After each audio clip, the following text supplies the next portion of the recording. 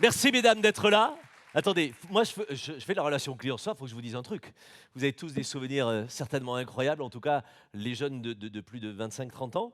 Euh, LOL et le groupe, c'est notre cadeau ce soir. C'est un extrait du générique d'une des émissions cultes des années 90, Nulle part ailleurs. Et pourquoi? Parce qu'en fait, c'était les musiciens de Nulle part ailleurs. Applaudissez LOL et le groupe. Merci d'être avec nous, les gars. Merci à Natalia aussi qui vous accompagne. Alors, toutes les trois, vous avez été à la tête du podium. À chaque fois, ce soir, on avait envie d'en savoir plus. Vous cherchez chacune, avec vos marques, à être la marque préférée des Français, chacune dans votre domaine. La Poste, peut-être, en tant qu'entreprise à mission. Comment on y arrive et qu'est-ce qu'on fait précisément? Racontez-nous. Alors la Poste, elle est devenue entreprise à mission en juin 2021. D'accord. C'est récent, en Oui. fait, cet engagement-là.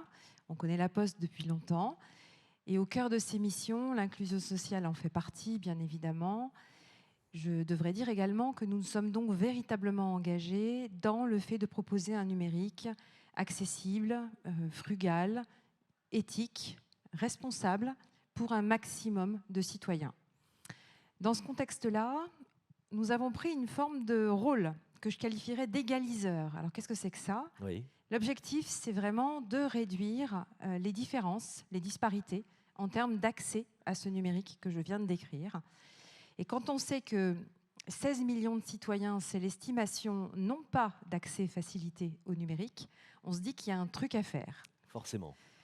Alors ce truc, quel est-il? Il a été décrit au travers de la présentation du prix. Nous avons pris en main ce challenge et mis en place tout d'abord une centaine de conseillers numériques dédiés que nous avons donc formés, des agents de la Poste, et qui reçoivent des citoyens dans leur capacité, pour les aider à accéder à Internet, à faire des opérations extrêmement pratiques comme changer une carte d'identité, des choses qui n'ont rien à voir avec notre métier, mais nous le faisons au titre de conseiller numérique. Nous avons également posé sur le territoire une centaine d'étapes numériques qui sont des lieux que nous avons aménagés à cet effet, où l'on reçoit des associations partenaires avec les conseillers numériques et où l'on dispense des formations, des ateliers pour accompagner cela. Et puis enfin, nous nous sommes appuyés sur notre magnifique réseau en recrutant 3000 volontaires, qu'ils soient chargés de clientèle ou conseillers bancaires, et qui, eux, accompagnent leurs clients ou les pairs dans le fait d'être toujours plus à l'aise. En 2023, nous avons accompagné à ce titre 646 000 citoyens, Ah oui. donc ce n'est pas quelques-uns, Oui. et c'est donc effectivement une grande fierté qui vient illustrer extrêmement concrètement ce rôle à mission. Bravo à vous, à vos équipes qui mènent ça, évidemment. Ça veut dire que 100% des personnes qui en ont besoin doivent avoir le réflexe La Poste.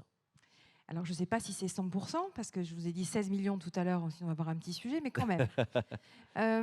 Vous le savez sûrement ou peut-être pas, La Poste, ce sont 17 000 points de contact sur le territoire. Mhm. 17 000, dont 7 000 bureaux de poste. Et puis quand on calcule bien, parce que ça c'est légal, c'est à moins de 5 km et de 20 minutes. Donc ça en Oui. fait des points postaux. Je vous ai parlé du dispositif tout à l'heure. Ce qui est certain, et j'ai beaucoup apprécié toute cette soirée dédiée à la confiance, c'est que nous avons donc capitalisé sur ce capital confiance, additionné au capital de proximité qui est absolument indéniable, pour mettre en mouvement tout cela. Donc effectivement, il y a beaucoup, beaucoup, beaucoup d'endroits à la Poste où on peut venir en confiance se faire aider.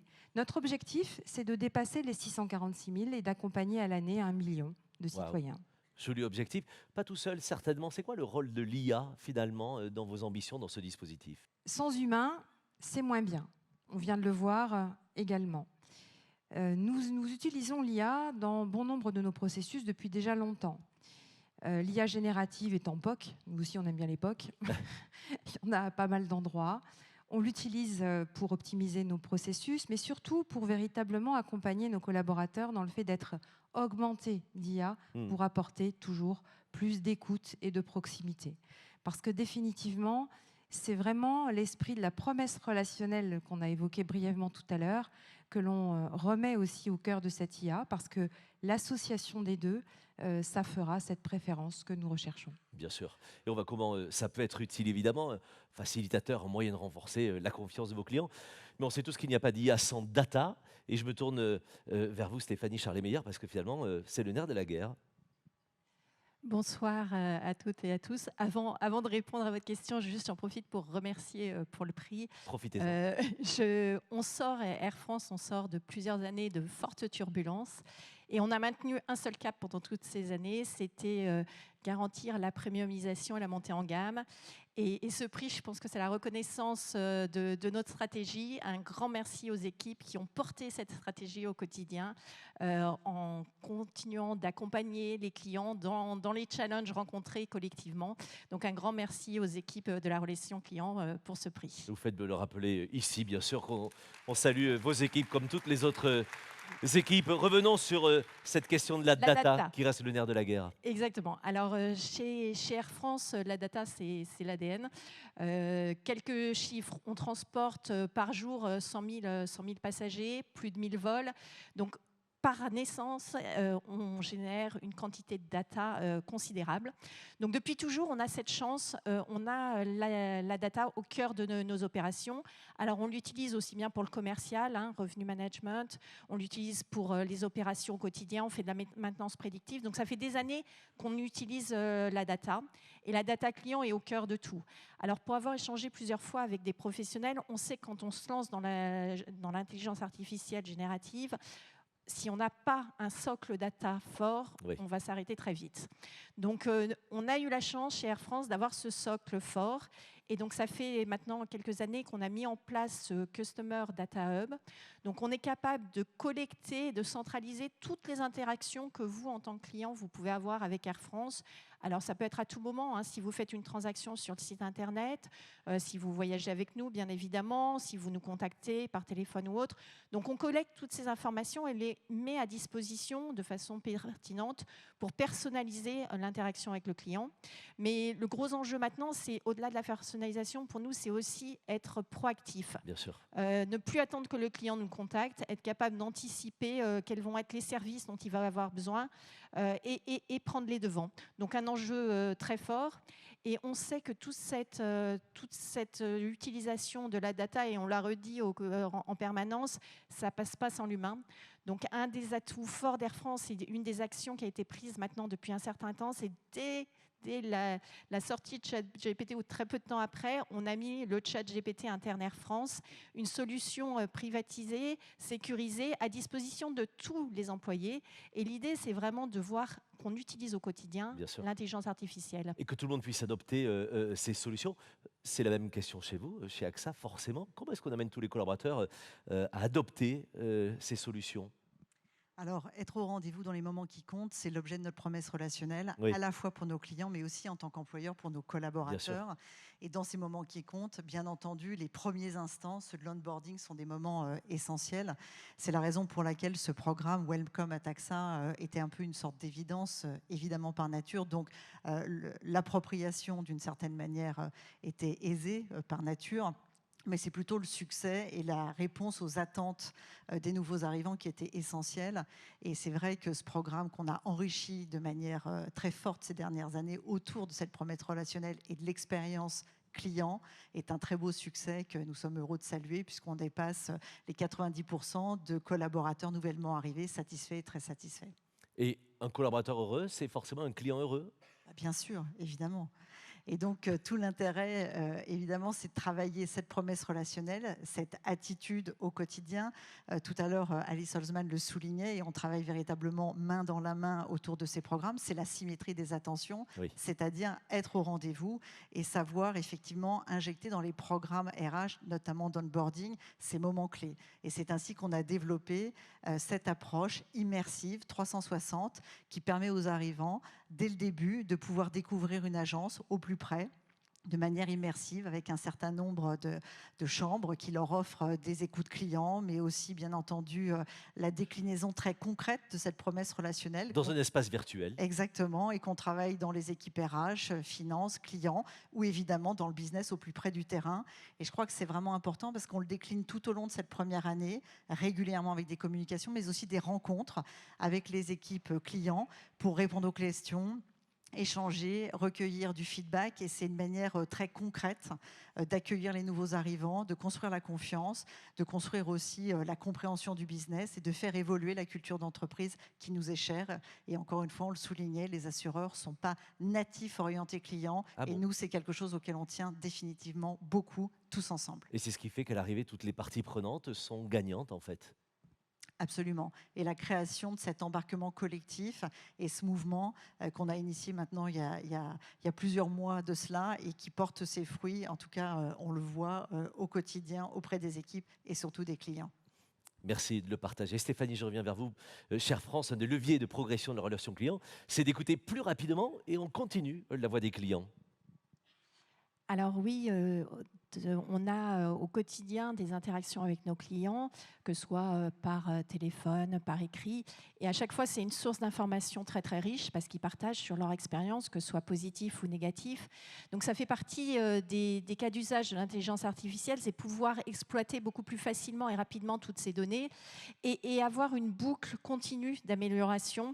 Alors ça peut être des améliorations sur nos produits, les cabines, le service, la restauration à bord. Ça peut être sur nos services, comment on accompagne. Alors je vais donner un cas concret récemment dans ces écoutes, ce qui est ressorti beaucoup. Alors pour ceux qui sont clients Air France et qui voyagent fréquemment, vous êtes peut-être déjà Platinum. Si vous enchaînez le niveau Platinum pendant 10 ans, vous devenez Platinum for Life. Et pour les clients, on s'est rendu compte que c'est un moment très important dans l'expérience et la relation avec Air France, et qu'on n'avait pas de cérémonie pour accompagner ce moment-là. Donc depuis, on a mis en place ce rituel et donc et l'équipage à bord, après le premier vol, va reconnaître le client. Donc c'est pour montrer qu'on exploite bien mieux ces informations et que ça nous permet en permanence de nous améliorer et d'améliorer l'expérience. Une autre écoute, c'est celle de nos équipes, parce que là encore, on a besoin. Donc on le dit, on le voit, on est dans un monde qui se digitalise en permanence, le self-service se développe, donc dans l'ensemble, la tendance, c'est qu'on a moins d'interactions avec un client donné. Et quand on a des interactions, ça met d'autant plus de pression, puisque ça veut dire que le client, il a une attente très forte, c'est qu'il n'a pas réussi à le faire en self-service dans la grande majorité des cas. Et il a des questions complexes, parce que s'il n'y est pas arrivé, c'est que ça n'a pas fonctionné. Donc ça met sur les conseillers une pression qui est décuplée, et c'est pour ça qu'on a besoin des conseillers augmentés. Comment l'intelligence artificielle va les aider à trouver plus facilement les informations et à répondre au mieux aux clients. Et derrière tout ça, il y a des belles histoires, j'imagine, au quotidien. Vous en traitez des milliers, mais il y a une histoire qui vous revient Oui, quand on rencontre, alors on a souvent des mauvaises expériences, mais très souvent aussi des bonnes expériences. Non, des belles histoires. Récemment, quelqu'un me partageait qu'elle avait organisé l'anniversaire, les 90 ans de sa grand-mère, qui voyageait pour la première fois. Et donc, elle avait appelé les services clients pour organiser et s'assurer que tout était bien comme prévu pour accompagner sa grand-mère. Et elle a eu la surprise à bord de la remise d'un diplôme par l'équipage à la grand-mère. Donc c'était sympa. Ça faisait partie. C'est grâce à cette Customer Data Hub, on est capable, dès qu'on capte une information, de la passer aux équipes. Donc on est connecté en permanence et on est capable de personnaliser les relations et les interactions. Je voudrais vous tester avant de partir sur un petit jeu de rapidité. Ah ben oui. Le client, c'est vous ce soir, c'est moi qui dirige. Alors voilà, je vais afficher 2 mots à l'écran. Vous allez devoir me choisir l'un des deux. Dans un instant, vous êtes prête à jouer? Attention, séquence confiance et confidence, c'est parti.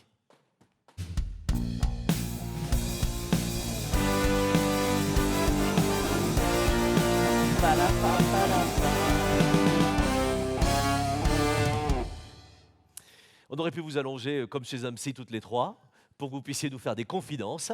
On va voir si vous êtes en confiance. Mesdames, si je vous dis à l'écran, est-ce que vous êtes plutôt au comptoir ou en ligne?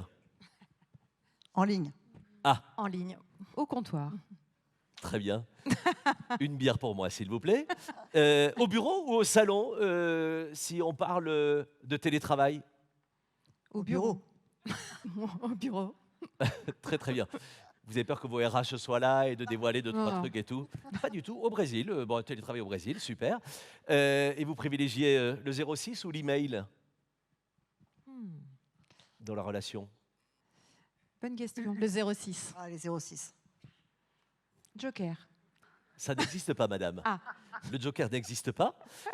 Mais vous l'avez pris, évidemment, et je Ah, vous voilà. l'offre. Et puis, allez, ma dernière question, elle a du sens aussi, celle-ci. Avec qui, au cours de la dernière semaine, avec qui vous êtes senti le plus en confiance? Mon assureur. Qui est un concurrent, bien sûr. Avec qui vous êtes senti en confiance? C'est mon mari. Bonsoir, monsieur. Vous n'étiez pas Valeur obligé. sûre. Et s'il n'était pas là, qu'est-ce que vous auriez répondu? Non, je rigole.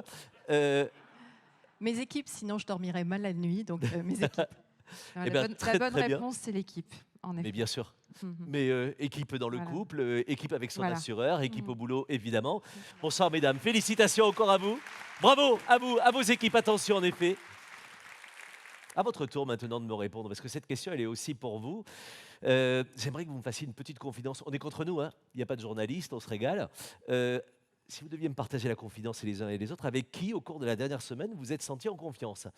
Flashez ce QR code pour tomber sur le bon questionnaire. Et peut-être vous allez me parler de votre facteur, de votre assureur, de votre steward ou autre, par exemple, de votre coiffeur, moi c'est le cas, de votre mère. Et donc, mesdames et messieurs, avec qui vous êtes senti le plus en confiance ces derniers jours? Je vous laisse répondre, j'ai hâte de découvrir les résultats. Et puis en fait, comme c'est anonyme, balancez.